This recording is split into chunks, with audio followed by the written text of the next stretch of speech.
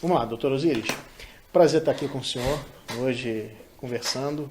E eu tenho sempre ao final das aulas que eu dou para os meus alunos, conversado e trazido um pouco algo diferente.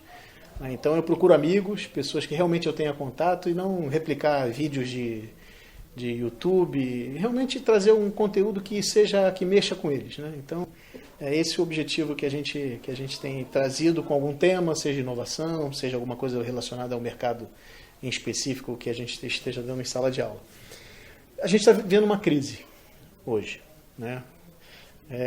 Só que o Brasil, na nossa história, a gente já viveu várias crises, né? Eu já peguei várias crises, o senhor pegou mais crises ainda.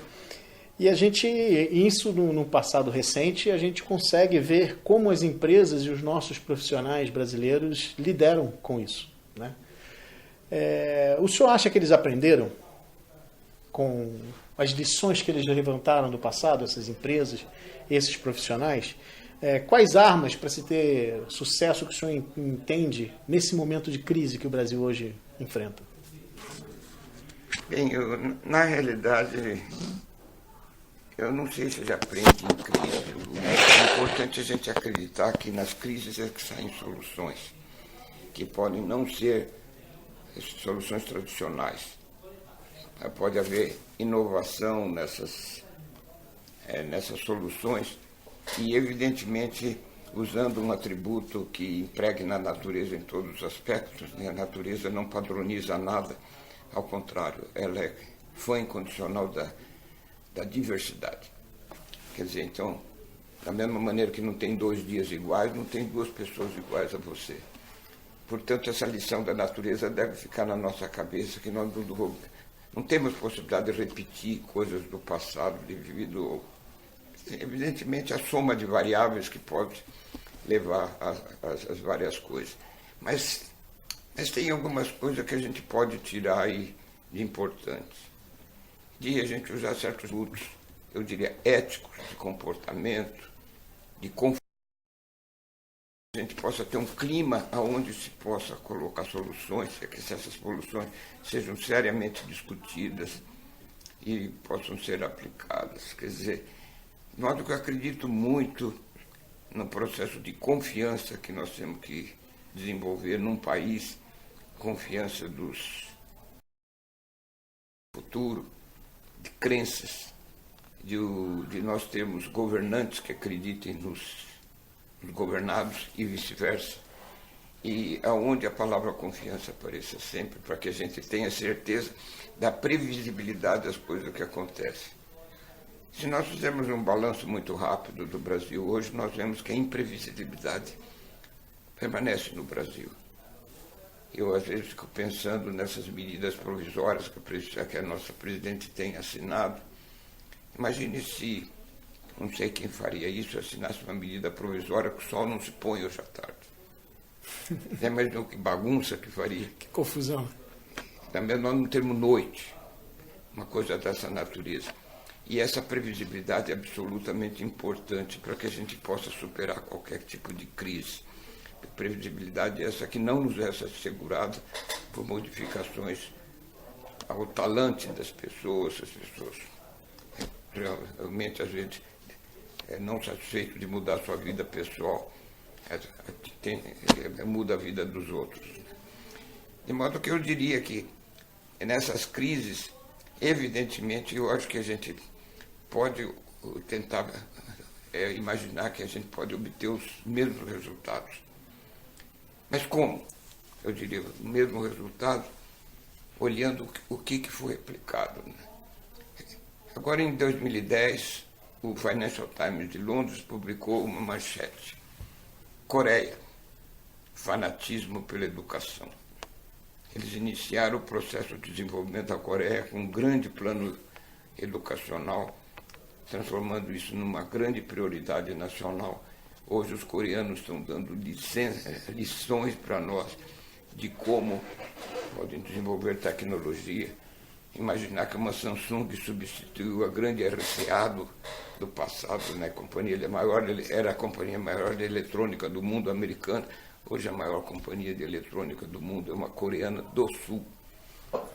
um país que tem metade do estado de São Paulo, por exemplo. Quer dizer, então veja, impressionante. Então, preparando as pessoas, isso mostra claramente uma ação. Qual foi a ação? É criar uma sociedade sábia.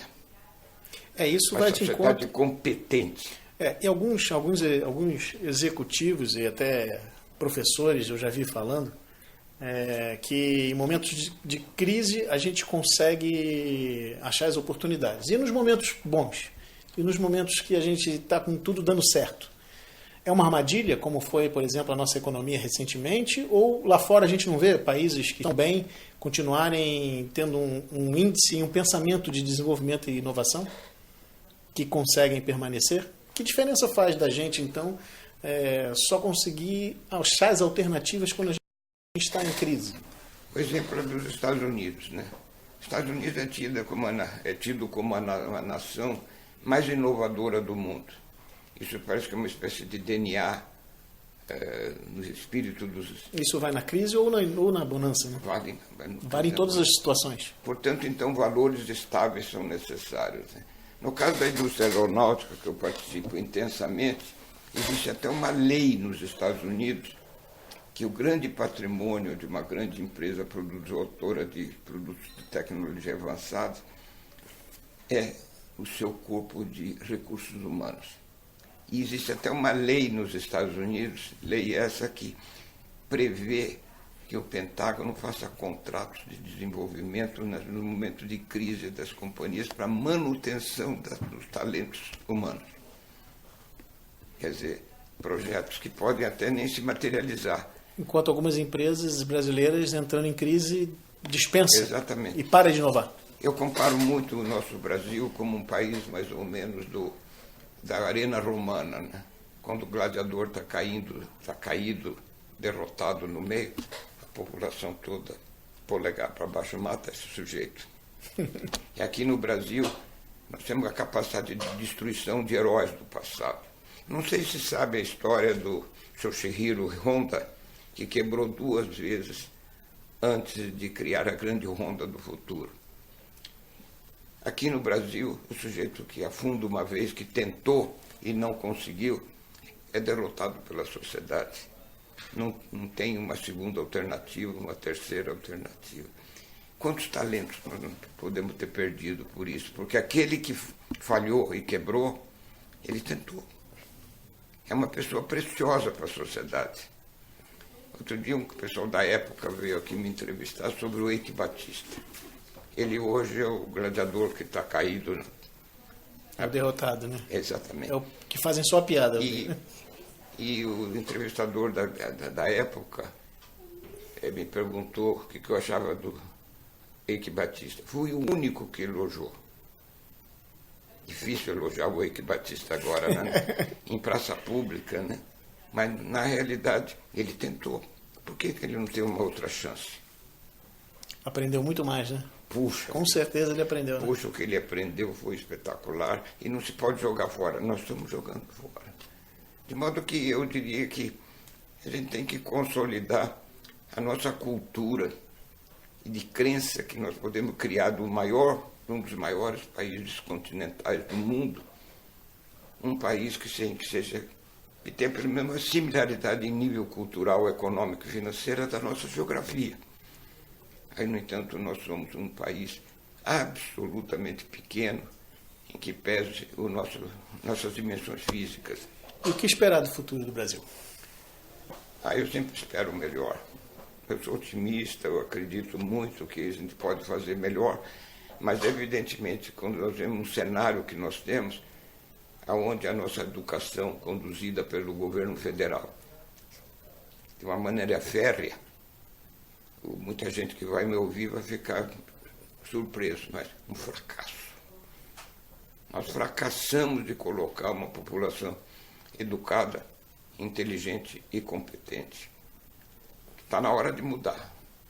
Qual mudança? Eu, sinceramente, tenho pensado bastante, tenho muitas na cabeça, mas tenho certeza que as pessoas que me ouvem vão ter outras ideias também na cabeça. Mas uma forma de encontrar solução é mudança. Mudanças que mudem. Porque aqui no Brasil a gente aceita muito mudanças que não mudam, né? É gostado de uma cultura de arraigado ao passado. Nós temos que descolar desse passado. Outro dia estavam me falando sobre a nossa origem descoberta pelos portugueses. Eu falei, puxa vida, mais de 500 anos depois, ainda colocamos a culpa nos portugueses? O que nós fizemos? Quando que a gente vai assumir, né? Quando é que a gente vai Mas botar dizer? a culpa no passado, ainda mais lá de trás, é uma especialidade, né? Claro, nós temos que, com a nossa cultura, quer dizer, o povo brasileiro, eu acho que o povo brasileiro é um povo peculiarmente muito interessante.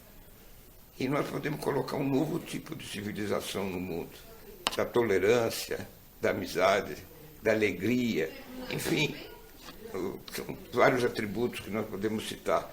Agora, eu tenho uma confiança enorme no país, mas essa confiança é profundamente abalada pelas suas estruturas básicas, inclusive pela estrutura cultural que nós estamos colocando na cabeça de cada brasileiro.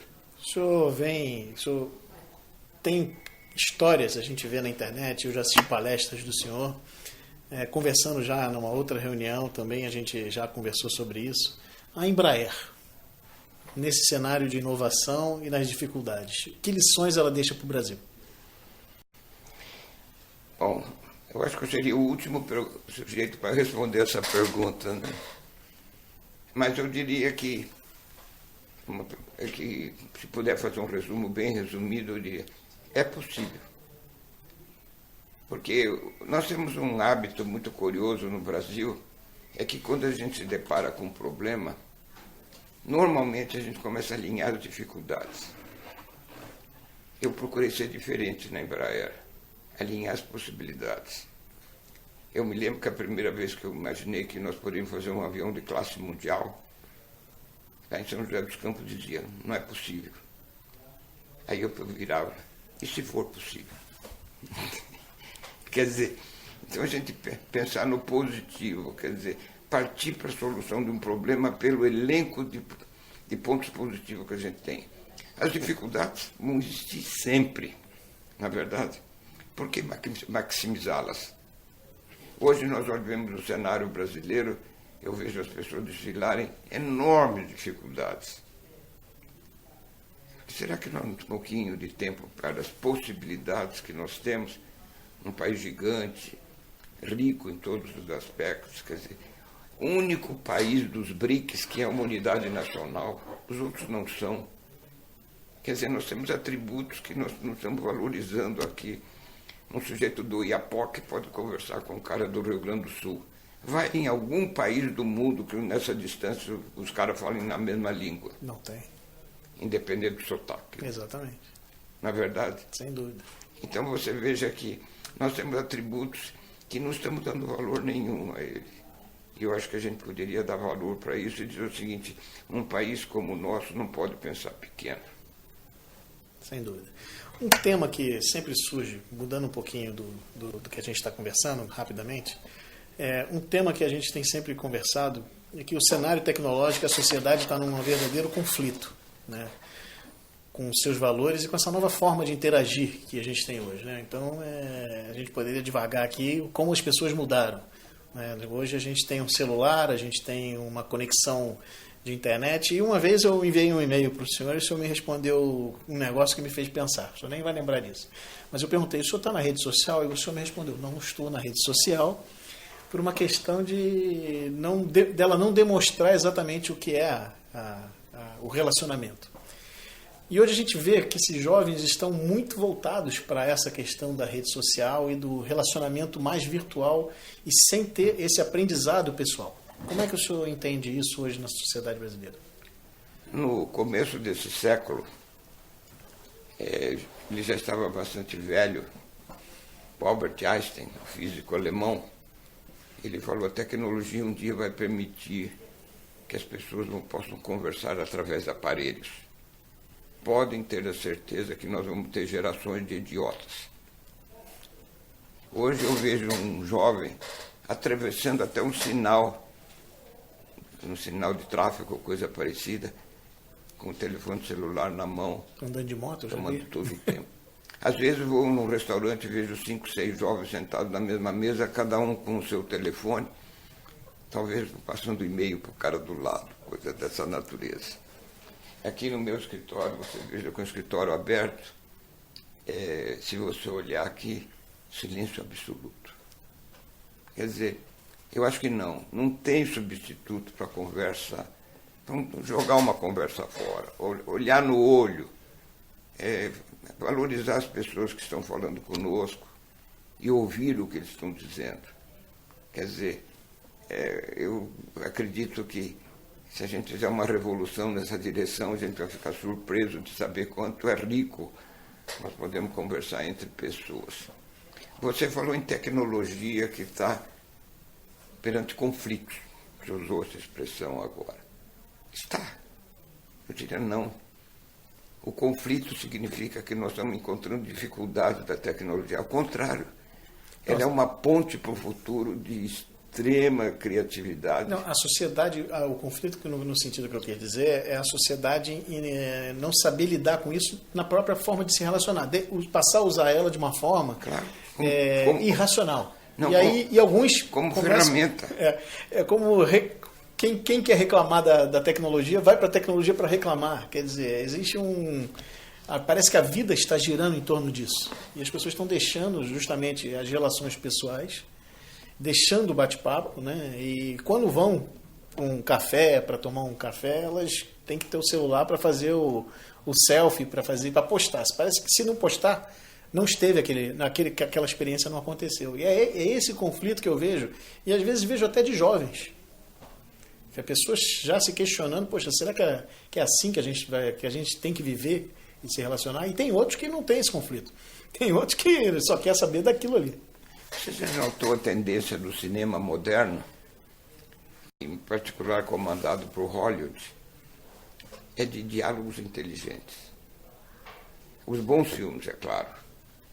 Eu não sou um grande assistente de filme ou coisa parecida, mas eu quero confessar que alguns dos filmes que eu selecionei recentemente para ver me levaram um bocado de reflexão. A inteligência dos diálogos. Quer dizer, o valor das respostas, o valor das perguntas e essa busca de esclarecimento através de uma pergunta que possa vir com uma resposta, isso tem uma riqueza espetacular que máquina nenhuma dessa pode reproduzir. Quer dizer, de modo que eu estimularia muito a molecada a conversar mais, brincar mais.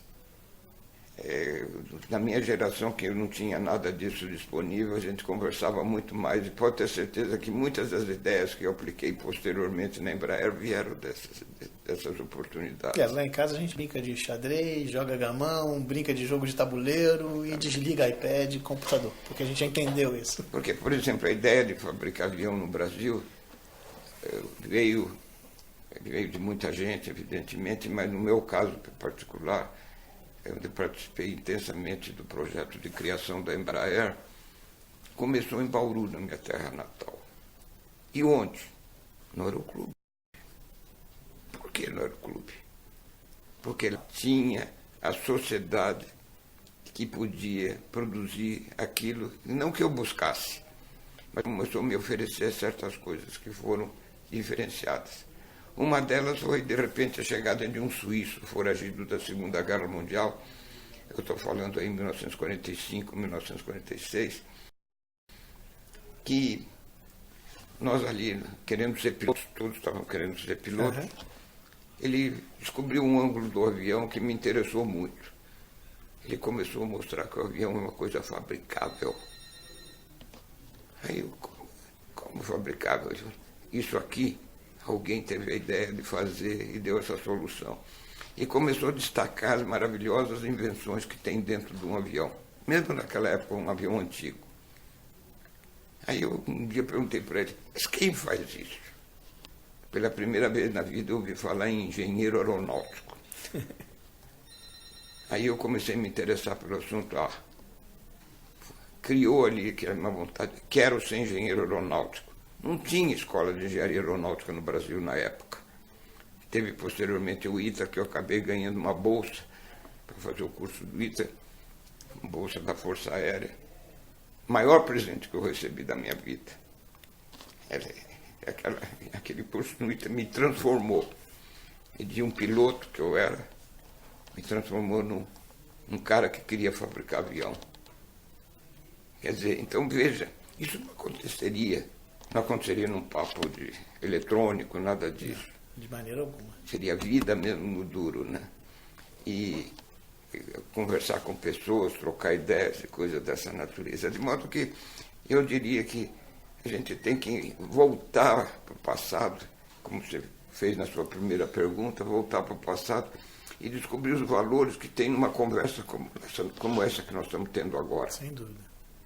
É um valor enorme, porque... Que jamais a gente conseguiria... Eu estou aprendendo. Que bom. Eu também estou aprendendo muito. Uma última pergunta para a gente falar para o jovem que está nos ouvindo. Ele acabou de ingressar na universidade ou no mercado de trabalho. O que ele deve ter em mente? O que ele deve pensar como indispensável para ele alcançar os objetivos dele? Bom, eu sou extremamente suspeito para responder a pergunta, né? Porque eu diria que criar o seu próprio emprego. Quer dizer, não ficar estaticamente esperando que ele venha ser empregado por uma empresa. Ao contrário, ter uma ideia nova, nessa ideia nova procurar empreender e, quem sabe, apresentar uma solução nova.